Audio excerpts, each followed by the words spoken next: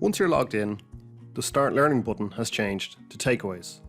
Behind that button is the most actionable pieces of content from that episode. If you choose, you can play the episode again and it'll continue to play down the bottom of the screen. Or you can jump straight to the key takeaways, the most actionable pieces of content. For example, one of the things that's discussed in that episode is articulating workshop experience. If you decide this is something you'd like to implement into your facilitation, simply click on this button and up pops this form. Into this form, you can decide how you will deliberately practice articulating workshop experience. For example, I've put in here, create a safe and supportive environment. You might establish ground rules. You might emphasize there's no right or wrong answer, or you might encourage active listening. Decide on the time and the place that you're going to do this. Let's say 1 p.m. on the 14th. And it's going to finish at 2:30 p.m. on the same day. You hit submit and forget about it.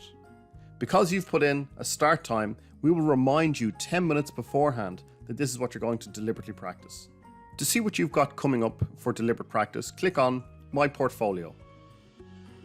In here you will see a calendar with everything you have coming up and everything you've done in the past. So if I hover over what we've just added, this is the articulating workshop experience. I can also scroll down and see it here. And when the time comes after 2:30 today, I can decide if it went terribly, hopefully not, it went below average, it was quite good, or it was excellent. All I need to do is edit the entry. Once the facilitation session is complete, you can decide how it went. So you might say, this went better than expected. I had assumed a level of confidence in participants that was not accurate.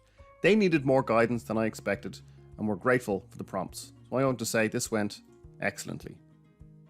And now what I'm doing is I'm creating a certificate of experience for myself rather than simply saying that I listened to a podcast episode.